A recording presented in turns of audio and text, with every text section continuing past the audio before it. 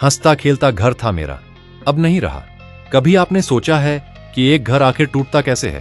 क्या घर दीवारों के गिर जाने से टूटता है, या फिर तब जब एक ही छत के नीचे रहने वाले लोग एक दूसरे से बात करना छोड़ देते हैं? कभी जिस घर में बच्चों की हंसी गूंजती थी, जहां मां की रसोई की खुशबू पूरे आंगन को महका देती थी, जहां पिता की एक आवाज पर पूरा परिवार एक साथ बैठ जाता था, आज उसी घर में सिर्फ खामोशी रहती है। ये सिर्फ एक कहानी नहीं, बल्कि उन लाखों परिवारों का सच है जो समय, अहंकार, गलतफहमियों और दूरियों की वजह से धीरे धीरे बिखर गए। आज की इस कहानी में आप हंसी भी देखेंगे, त्याग भी, माँ की ममता भी, पिता का संघर्ष भी, और वह दर्द भी जो तब होता है जब इंसान के पास सब कुछ होता है लेकिन अपना परिवार नहीं होता। अगर आपके माता पिता आज भी आपके साथ हैं, अगर आपके भाई बहन हैं, या अगर कभी किसी अपने से नाराज होकर आपने दूरी बना ली है, तो मैं आपसे बस एक गुजारिश करता हूँ, इस कहानी को अंत तक जरूर देखिए। हो सकता है ये कहानी आपकी जिंदगी बदल दे। तो आइए शुरू करते हैं। हंसता खेलता घर था मेरा, अब नहीं रहा। हंसता खेलता घर था मेरा, अब नहीं रहा, भाग 1। कहते हैं घर ईंटों और सीमेंट से नहीं बनता, घर बनता है अपनों के प्यार, विश्वास और साथ से। लेकिन जब वही अपने बदल जाए, जब एक ही छत के नीचे रहने वाले लोग एक दूसरे के लिए अजनबी बन जाए, तब सबसे पहले घर नहीं टूटता, इंसान टूटता है। आज मैं आपको एक ऐसी कहानी सुनाने जा रहा हूँ जो शायद किसी न किसी रूप में हमारी, आपकी या हमारे आसपास किसी की कहानी हो सकती है। यह कहानी है एक ऐसे घर की जहाँ कभी सुबह हंसी से शुरू होती थी और रात दुआओं पर खत्म होती थी, जहाँ त्योहारों की रौनक पूरे मोहल्ले में मिसाल थी, जहाँ माँ की रसोई की खुशबू पूरे आंगन को महका देती थी, जहाँ पिता की मेहनत पूरे परिवार की ताकत थी, जहाँ भाई बहनों की नोकझोंक भी प्यार का दूसरा नाम थी। लेकिन वक्त हमेशा एक जैसा नहीं रहता। एक दिन ऐसा आया जिसने उस हंसते खेलते घर की मुस्कान हमेशा के लिए छीन ली, और आज उसी घर की दीवारें खड़ी हैं, लेकिन घर अब घर जैसा नहीं रहा। दोस्तों, अगर आपने भी कभी अपने परिवार में दूरियां देखी हैं, अगर आपने भी रिश्तों को टूटते हुए महसूस किया है, तो इस कहानी को अंत तक जरूर सुनिए। शायद आपको इसमें अपनी जिंदगी का कोई हिस्सा दिखाई दे। कहानी की शुरुआत। आज से लगभग 20 साल पहले एक छोटे से कस्बे में एक परिवार रहता था। परिवार बहुत अमीर नहीं था, लेकिन इतना खुश था कि लोग उनकी मिसाल दिया करते थे। घर के मुखिया थे राम प्रसाद जी। एक साधारण नौकरी करते थे, तनख्वाह सीमित थी, लेकिन इरादे बहुत बड़े थे। उनकी पत्नी सावित्री देवी पूरे परिवार की जान थीं। उनके चेहरे की मुस्कान जैसे हर परेशानी को छोटा बना देती थी। 2 बेटे और एक बेटी, बड़ा बेटा अमित, छोटा बेटा राहुल और सबसे छोटी बेटी पूजा। शाम को जैसे ही राम प्रसाद जी घर लौटते, तीनों बच्चे दौड़कर उनसे लिपट जाते, वह थकान भूल जाते। सावित्री जी रसोई से आवाज लगाती, पहले हाथ मुंह धो लीजिए, फिर सब साथ बैठकर खाना खाएंगे। उनके घर का एक नियम था, कोई भी अकेले खाना नहीं खाएगा, चाहे कितनी भी देर हो जाए। पूरा परिवार एक साथ बैठकर खाना खाता था। यही उनकी सबसे बड़ी दौलत थी। खुशियों से भरा आंगन, त्योहार आते तो पूरा घर जगमगा उठता। दिवाली पर बच्चे मिट्टी के दिए सजाते, होली पर पूरा आंगन रंगों से भर जाता। रक्षाबंधन पर पूजा अपने दोनों भाइयों को राखी बांधते हुए कहती, तुम दोनों हमेशा मेरे साथ रहना, और दोनों भाई हंसकर कहते, हमेशा। तब किसी ने नहीं सोचा था कि एक दिन यही हमेशा वक्त के सामने हार जाएगा। गर्मियों की छुट्टियों में सब लोग छत पर सोते। राम प्रसाद जी बच्चों को कहानियां सुनाते, कभी राजा रानी की, कभी अपने संघर्ष की, और हर कहानी के अंत में एक ही बात कहते, बेटा, पैसा कमाना आसान है, लेकिन परिवार को साथ रखना सबसे मुश्किल काम है। बच्चे उस समय इस बात का मतलब नहीं समझते थे, लेकिन जिंदगी उन्हें बहुत जल्द इसका अर्थ समझाने वाली थी। धीरे धीरे बदलता समय बीतता गया। बच्चे बड़े होने लगे। अमित कॉलेज पहुंच गया, राहुल भी पढ़ाई में अच्छा था, पूजा पूरे घर की लाडली थी।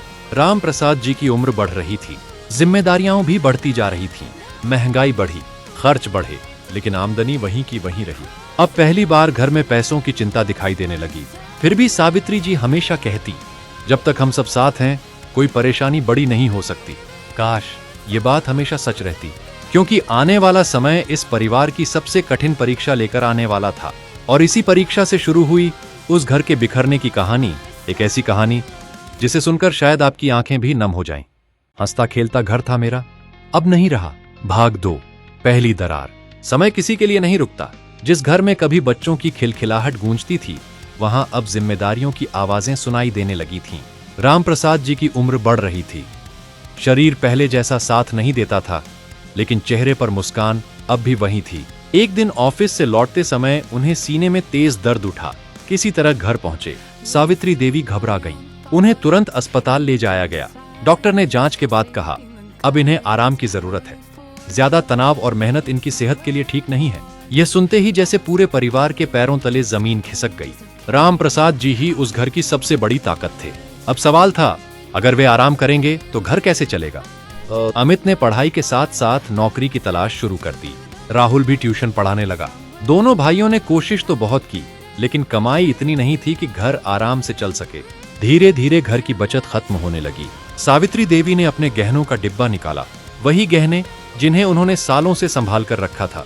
उन्होंने मुस्कुराकर कहा, गहने फिर बन जाएंगे, लेकिन परिवार बचा रहना चाहिए। उनकी आंखों में आंसू थे, लेकिन बच्चों के सामने उन्होंने उन्हें गिरने नहीं दिया। कुछ महीनों बाद अमित को शहर की एक निजी कंपनी में नौकरी मिल गई। पूरे घर में खुशियां लौट आईं। राम प्रसाद जी ने बेटे के सिर पर हाथ रखकर कहा, आज मुझे लग रहा है कि मेरी मेहनत सफल हो गई। अमित भी भावुक हो गया। उसने कहा, पिताजी, अब आपको कोई चिंता करने की जरूरत नहीं। अब घर की जिम्मेदारी मेरी है। उस दिन सबने मिलकर मिठाई खाई। लगा कि मुश्किलों का दौर खत्म हो गया, लेकिन कई बार मुश्किलें खत्म नहीं होती, बस अपना रूप बदल लेती हैं। शहर की चमक दमक ने धीरे धीरे अमित की सोच बदलनी शुरू कर दी। अब उसका ज्यादातर समय ऑफिस और नए दोस्तों के साथ बीतने लगा। पहले जो बेटा हर शाम माँ से घंटों बातें करता था, अब उसका फोन भी मुश्किल से आता। सावित्री देवी रोज दरवाजे की तरफ देखती। हर आहट पर लगता शायद अमित आ गया, लेकिन कई बार इंतजार सिर्फ इंतजार बनकर रह जाता।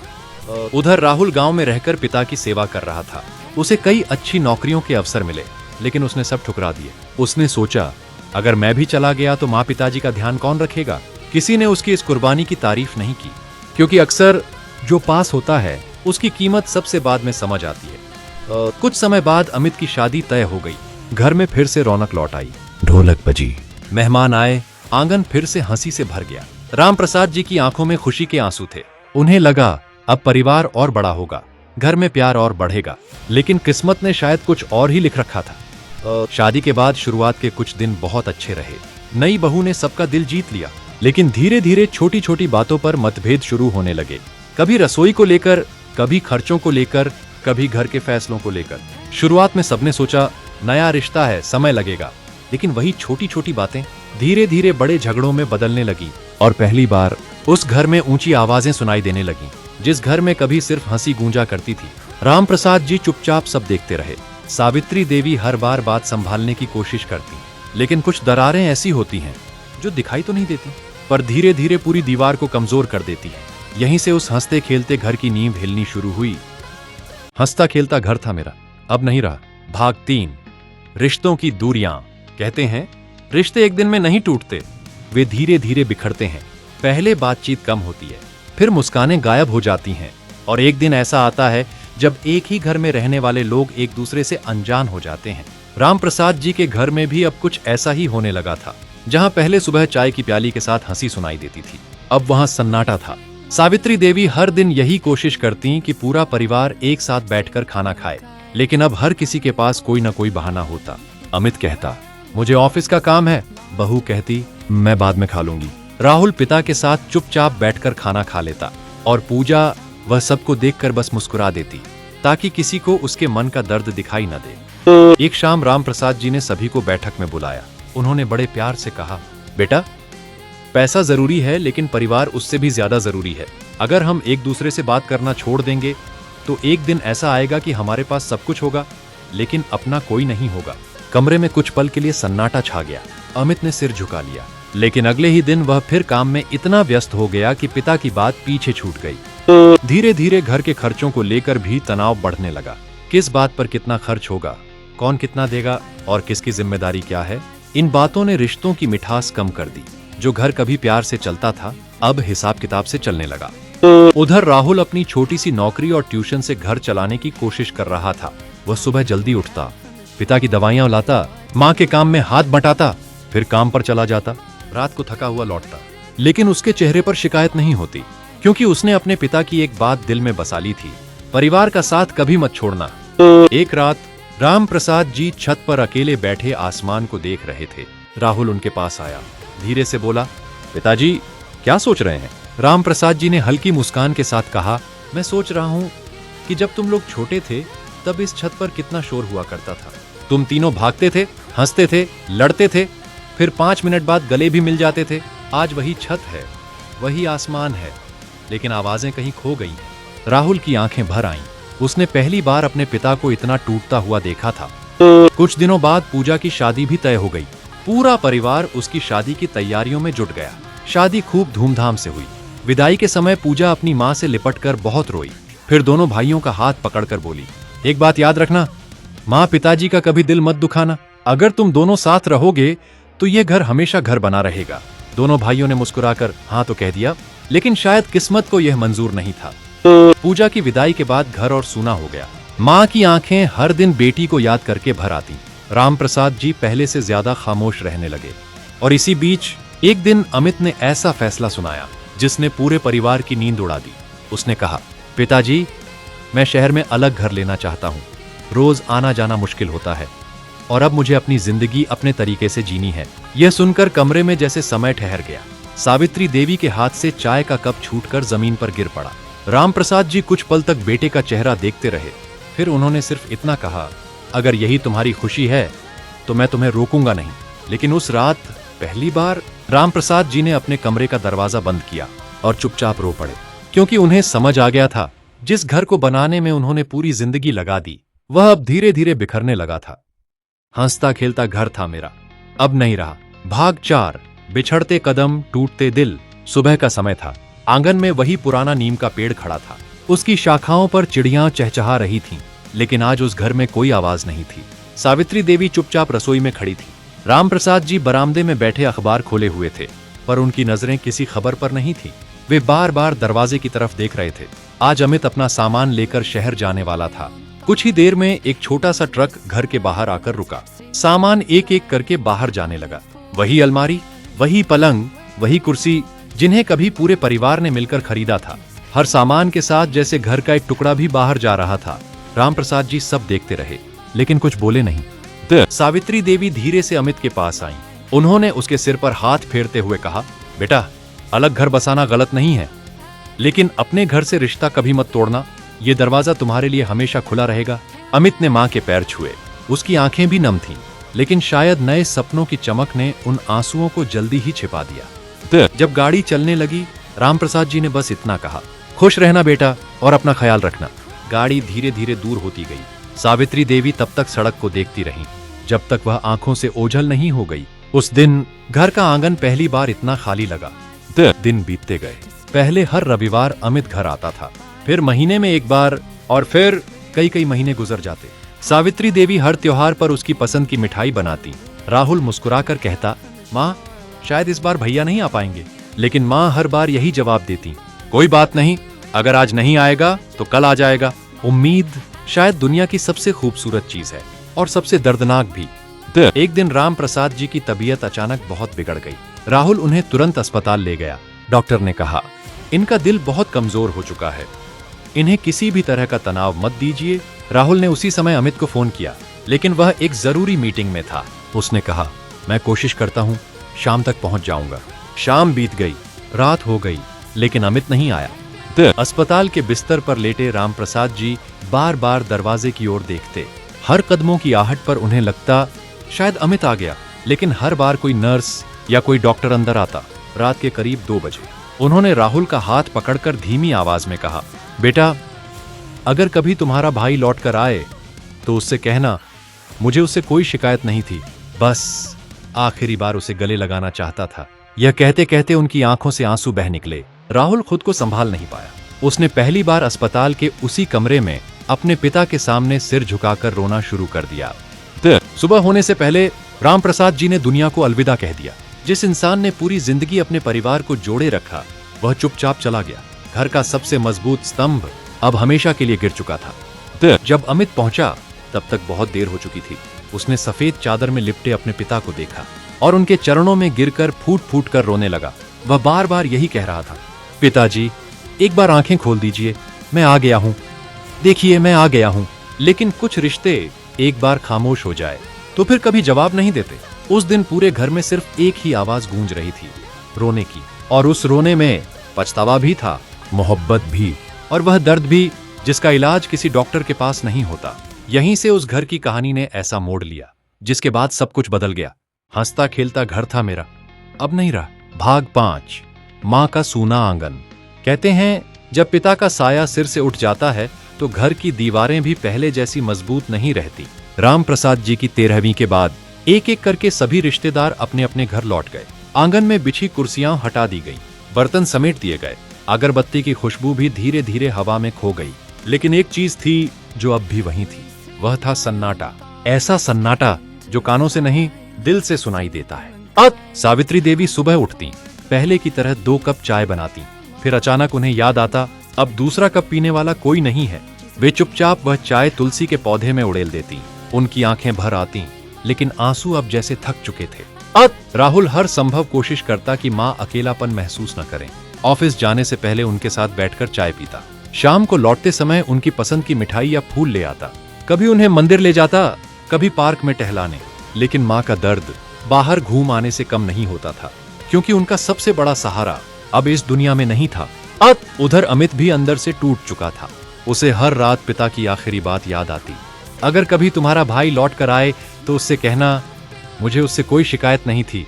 यही शब्द उसके दिल पर हथौड़े की तरह पड़ते। वह कई बार माँ को फोन करता, लेकिन हर बार बातचीत 2 मिनट में खत्म हो जाती। रिश्तों की दूरी कभी कभी किलोमीटर से नहीं, खामोशी से मापी जाती है। एक रविवार अमित महीनों बाद घर आया। उसने देखा बरामदे की वही पुरानी कुर्सी खाली थी, जिस पर बैठकर उसके पिता अखबार पढ़ा करते थे। दीवार पर उनकी तस्वीर लगी थी, उस तस्वीर पर सूख चुकी फूलों की माला टंगी थी। अमित धीरे से तस्वीर के सामने बैठ गया। बहुत देर तक कुछ नहीं बोला, फिर फूट फूट कर रो पड़ा।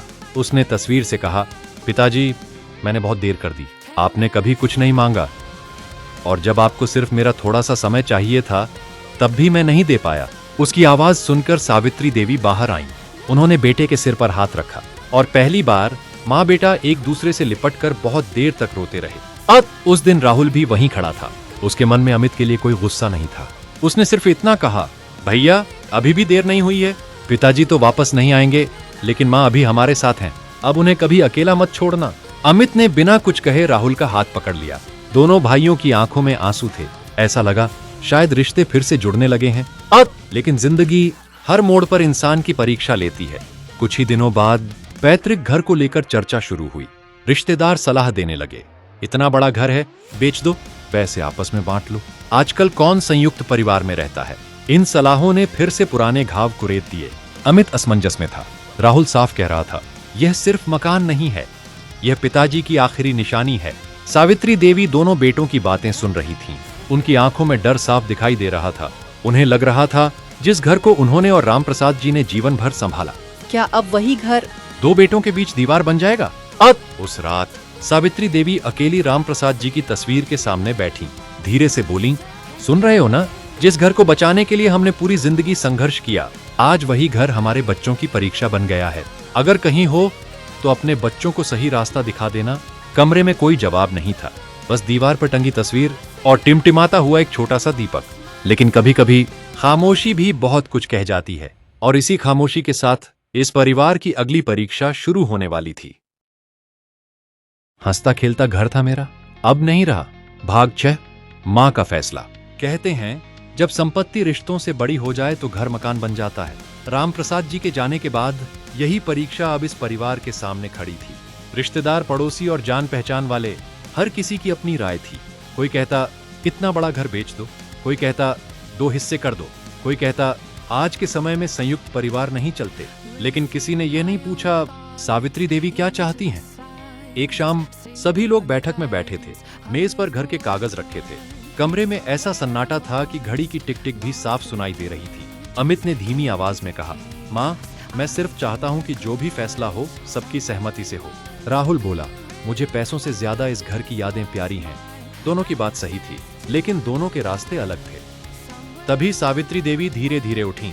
उन्होंने कागज अपने हाथ में लिए, फिर पूरे घर पर एक नजर डाली। दीवार पर लगी बच्चों की बचपन की तस्वीरें, आंगन का नीम का पेड़, रसोई, बरामदा, सब कुछ जैसे उनसे बातें कर रहा था। उनकी आंखों में आंसू आ गए। उन्होंने कहा, तुम लोगों को पता है, इस घर की हर ईंट में तुम्हारे पिता का पसीना लगा है। इस आंगन में तुमने चलना सीखा, यहीं पहली बार तुम स्कूल गए, यहीं तुम्हारी बहन की विदाई हुई, और इसी घर से तुम्हारे पिता की अंतिम यात्रा भी निकली। पूरा कमरा शांत था, कोई कुछ नहीं बोला। सावित्री देवी ने आगे कहा, अगर यह घर बेचकर तुम दोनों के दिल जुड़ जाए तो अभी बेच दो, लेकिन अगर इस घर की वजह से तुम दोनों अलग हो जाओ तो याद रखना, नुकसान घर का नहीं होगा, हमारे परिवार का होगा। उनकी आवाज कांप रही थी। मुझे पैसे नहीं चाहिए, मुझे बस इतना चाहिए कि मेरे दोनों बेटे एक दूसरे का हाथ कभी ना छोड़ें। यह सुनते ही राहुल की आंखों से आंसू बहने लगे। अमित भी सिर झुकाकर रोने लगा। कुछ देर बाद अमित अपनी कुर्सी से उठा। वह राहुल के सामने जाकर खड़ा हो गया। धीरे से बोला, भाई मुझे माफ कर दो, मैं शहर की दौड़ में इतना खो गया कि यह भूल गया, घर कमाने से नहीं, घर निभाने से चलता है। राहुल ने बिना एक पल गंवाए अपने बड़े भाई को गले लगा लिया। दोनों भाई फूट फूट कर रो पड़े। सावित्री देवी ने हाथ जोड़कर आसमान की तरफ देखा और उनकी आंखों से भी आंसू बह निकले। शायद बहुत दिनों बाद उन्हें लगा कि राम प्रसाद जी की आत्मा भी आज मुस्कुरा रही होगी। उस दिन एक बड़ा फैसला हुआ। घर नहीं बिकेगा, यह घर परिवार की निशानी बनकर रहेगा। त्योहार यहीं मनाए जाएंगे, बच्चे चाहे जहां रहें, साल में कई बार सब यहीं इकट्ठा होंगे, क्योंकि कुछ जगहें सिर्फ रहने के लिए नहीं होती, वे परिवार को जोड़कर रखने के लिए होती हैं। दोस्तों, जिंदगी में पैसा फिर कमाया जा सकता है, मकान फिर बनाया जा सकता है, लेकिन माँ बाप दोबारा नहीं मिलते, बचपन दोबारा नहीं लौटता, और एक बार टूटे रिश्ते, उन्हें जोड़ने में कभी कभी पूरी जिंदगी लग जाती है। अगर आपके माता पिता आज भी आपके साथ हैं तो उनके साथ कुछ पल जरूर बिताइए। अगर भाई बहन से कोई नाराजगी है तो पहला कदम आप बढ़ाइए, क्योंकि जब घर बिखरता है तो सिर्फ दीवारें नहीं टूटती, पूरी एक पीढ़ी टूट जाती है। हंसता खेलता घर था मेरा, आज फिर से हंसने की कोशिश कर रहा है, क्योंकि रिश्ते तब तक जिंदा रहते हैं जब तक कोई एक इंसान उन्हें बचाने की हिम्मत करता है। अगर इस कहानी ने आपके दिल को छुआ हो तो इसे अपने परिवार और दोस्तों के साथ जरूर साझा कीजिए। हो सकता है एक कहानी किसी का घर टूटने से बचा ले। एपिलॉग। जब घर फिर से घर बन गया, 1 साल बीत चुका था। समय ने बहुत कुछ बदल दिया था, लेकिन इस बार बदलाव अच्छा था। दिवाली का दिन था, वही पुराना घर, वही आंगन, वही नियम का पेड़, लेकिन इस बार घर में फिर से रौनक थी। अमित अपने बच्चों के साथ आया था। राहुल पहले से ही घर की सजावट में लगा हुआ था। पूजा भी अपने परिवार के साथ पहुंची। सावित्री देवी दरवाजे पर खड़ी थीं। जैसे ही उन्होंने अपने बच्चों को एक साथ देखा, उनकी आंखों से खुशी के आंसू बह निकले। उन्होंने मन ही मन कहा, देखिए जी, आपका परिवार फिर से एक हो गया। शाम को सबने मिलकर दीपक जलाए। अचानक अमित का छोटा बेटा अपने दादाजी की तस्वीर के सामने जाकर बोला, दादी ये कौन है? सावित्री देवी मुस्कुराईं। उन्होंने बच्चे को गोद में बैठाया और कहा, बेटा ये तुम्हारे दादाजी हैं।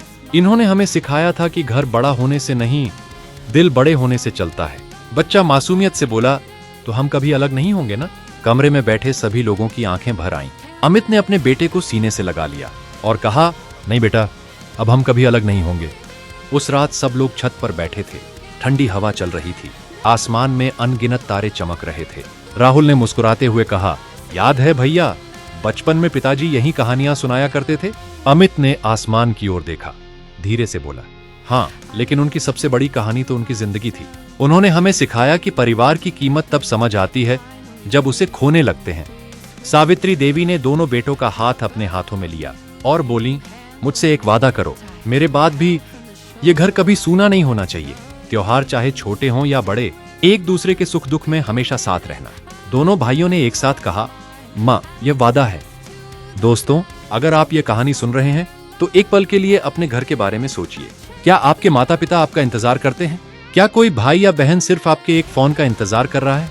क्या किसी छोटी सी नाराजगी ने वर्षों की मोहब्बत को दूर कर दिया है? अगर जवाब हाँ है तो आज ही पहला कदम उठाइए, क्योंकि जिंदगी बहुत छोटी है। कभी कभी एक कैसे हो, एक गले लगना या एक माफी पूरे परिवार को फिर से जोड़ सकती है। याद रखिए, जब तक माँ की दुआएं हैं, घर आबाद है। जब तक पिता की सीख जिंदा है, परिवार जिंदा है। और जब तक रिश्तों में प्यार है, तब तक हर मकान घर है। अगर यह कहानी आपके दिल को छू गई हो तो इसे अपने परिवार के साथ जरूर साझा कीजिए। हो सकता है आपके एक शेयर से किसी माँ की आंखों के आंसू रुक जाए, किसी पिता का इंतजार खत्म हो जाए, या कोई बिखरता हुआ घर फिर से हंसता खेलता घर बन जाए। धन्यवाद।